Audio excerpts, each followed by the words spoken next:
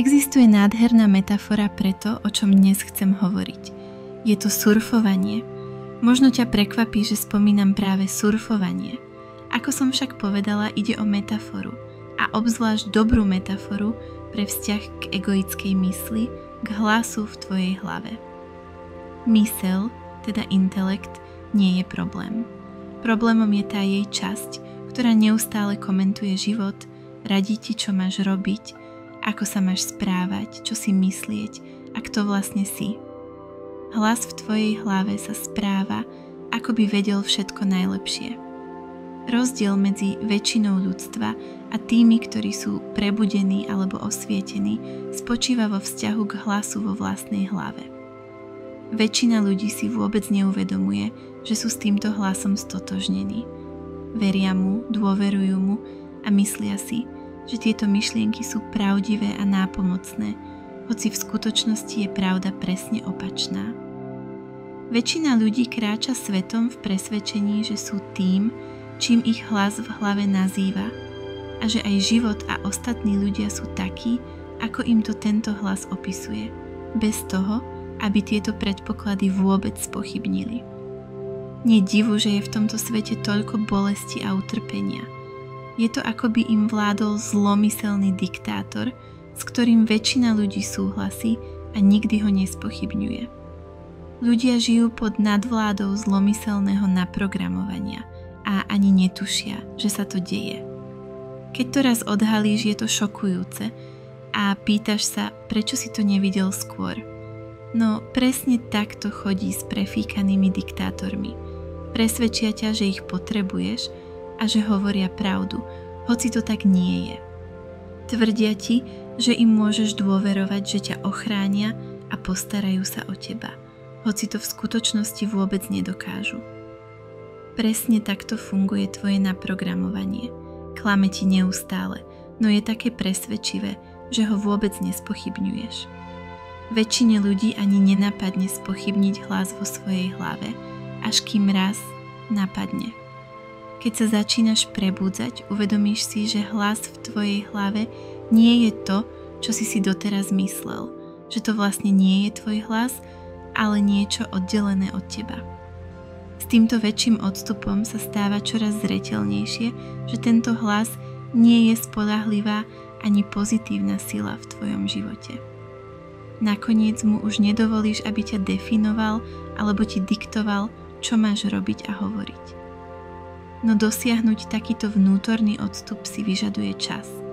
Toto uvedomenie si hlasu vo svojej hlave je zásadný zlom v tvojom vývoji ako ľudskej bytosti a právom sa nazýva prebudenie. Je to ako prebudenie sa zo sna, keď zrazu uvidíš, že to, čo si považoval za skutočné a pravdivé, bola len ilúzia. Rovnako je to aj v bežnom bdelom živote. Prebudíš sa do poznania, že to, čo si pokladal za pravdu, pravdou nie je a začneš spochybňovať hlas vo svojej hlave, jeho predpoklady a jeho hodnotu. Toto uvedomenie je však len začiatkom prebudenia, pretože úplne prebudený nie si dovtedy, kým na hlbšej úrovni neprecítiš to, čo si najprv pochopil len rozumovo. A toto prehlbenie si vyžaduje čas. Teraz potrebuješ objaviť, čo sa v skutočnosti deje, čo je pravda a ako sa odteraz pohybovať životom. Odpovede na tieto otázky nenájdeš v knihách. Musíš ich objaviť sám tým, že prinesieš do svojho ľudského života zvedavosť a zahľadíš sa hlboko do pravdy. Na tejto ceste môžu byť veľkou pomocou duchovní učitelia a knihy. No ako som povedala, odpovede si aj tak musíš objaviť sám prostredníctvom vlastného skúmania, vnútorného bádania a osobných zážitkov. Odpovede na tieto hlboké otázky prichádzajú postupne, cez rôzne duchovné skúsenosti a uvedomenia, cez milosť. Nechaj, aby ťa na tejto ceste viedla tvoja zvedavosť. Nasleduj ten vnútorný záujem odhaliť veľké tajomstvo toho, kým naozaj si. Dovoľ mu, nech ťa vedie, kamkoľvek ťa zavedie. Keď raz ochutnáš pravdu, objaví sa v tebe prirodzený hlad po ďalšom spoznávaní a presne tak to má byť. Budeš vedený zvnútra, aby si objavil to, čo potrebuješ objaviť, no neexistuje na to žiadny návod. Nikto nepozná tvoju cestu, okrem teba samého. Cestu každého človeka vedie jedinečne jeho vnútorný učiteľ a ten je úplne dôveryhodný. Naučiť sa dôverovať tomuto vnútornému učiteľovi, teda svojej intuícii, je súčasťou celej cesty. Samotný život sa stane tvojim učiteľom, keď sa pokorne otvoríš jeho lekciám, múdrosti a načasovaniu. Život, tvoje božské ja, je nesmierne múdry a má pod kontrolou rozvíjanie tvojho plánu. Jediné, čo treba, je byť otvorený tomu, čo ti život ukazuje. Tajomstvá života ti budú odhaľované jedno po druhom, spôsobom, ktorému môžeš dôverovať. Tento proces učenia môže byť naštartovaný učiteľom alebo knihou, ale napokon sa budeš musieť odovzdať prebudzajúcemu sa procesu vo svojom vnútri. To, na čo učitelia a knihy ukazujú a čo sa musíš naučiť sám, je vytvoriť si nový vzťah k svojmu egoickému mysleniu, k hlasu vo svojej hlave. Nestačí len byť si tohto hlasu vedomý alebo vidieť, že mu nemožno veriť, ak sa zároveň nenaučíš dôverovať niečomu inému a žiť iným spôsobom. Musíš sa zmeniť vo svojom živote tým, že si vytvoríš iný vzťah k svojej mysli. Musíš sa naučiť surfovať na vlnách hlasu vo svojej hlave, zostať na hladine s vedomím prítomnosti a nedovoliť, aby ťa stiahli pod hladinu vlny myšlienok a emócií. Väčšina ľudí je pohltená vodou, nevidí nič iné než vodu a topí sa v nej. Keď uvidíš pravdu o vode, umožní ti to povzniesť sa nad ňu a surfovať na vlnách. Rovnako ako surfovanie, aj toto je vzrušujúci a oslobodzujúci zážitok. Život je zábava, keď ťa nepohlcuje vír a dráma egoickej mysle. Keď sa dokážeš povzniesť nad negatívne myšlienky a emócie, uvidieť ich také, aké sú a nebyť nimi zasiahnutý, môžeš byť v živote naozaj šťastný. Život je tu na to, aby si ho užíval. Narodil si sa na surfovanie. Výkyvy vln, ich stúpanie a klesanie sú súčasťou radosti zo surfovania, nie problémom, pretože sa už netopíš vo svojich myšlienkach a pocitoch.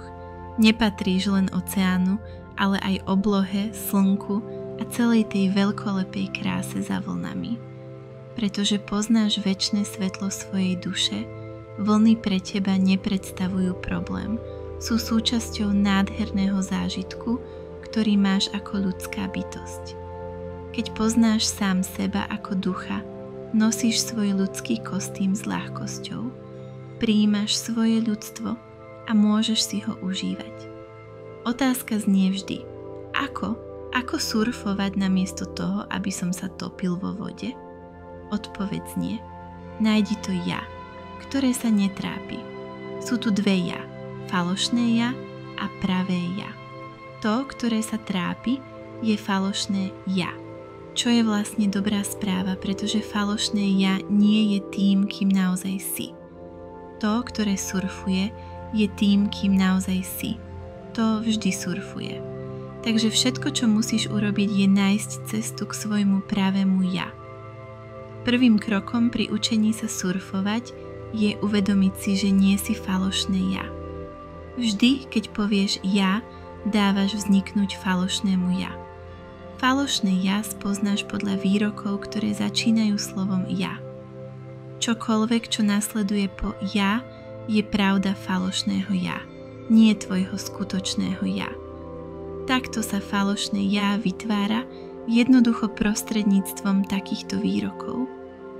Potom si musíš uvedomiť, aké nepravdivé tieto výroky ja v skutočnosti sú.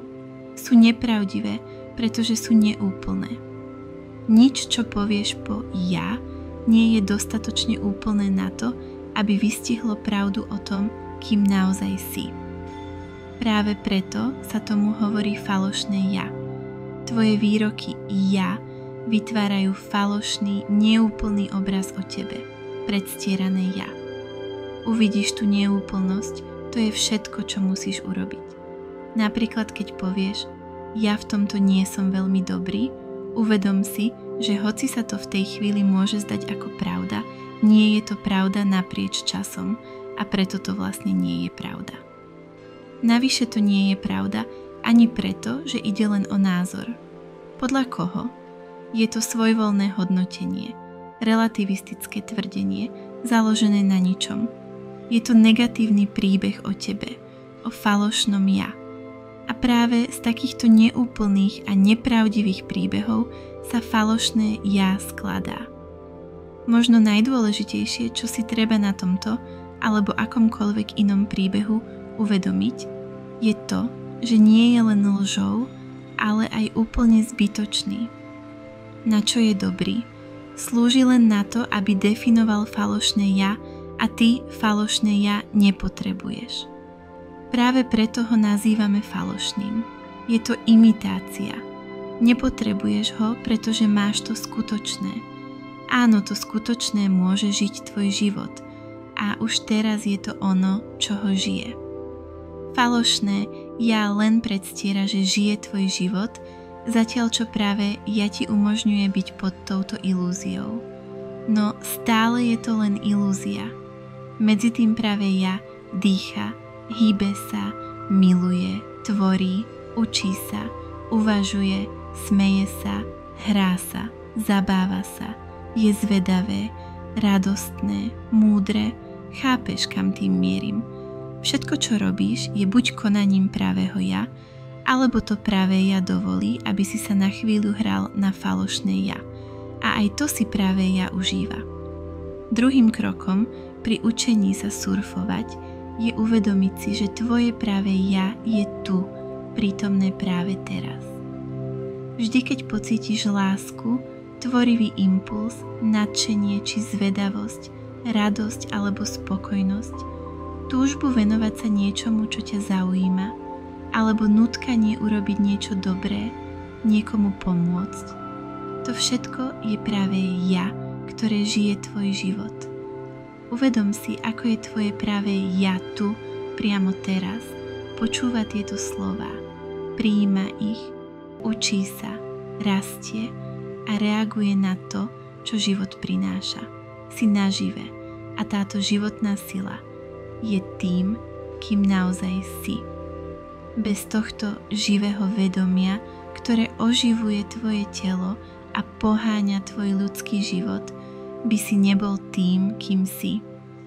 Uvedom si teda, že tvoje práve ja je tu, prítomné práve teraz. Všímaj si to čo najčastejšie a začneš sa čoraz viac prežívať ako toto práve ja. Prebudíš sa ešte plnšie z ilúzie falošného ja do pravdy.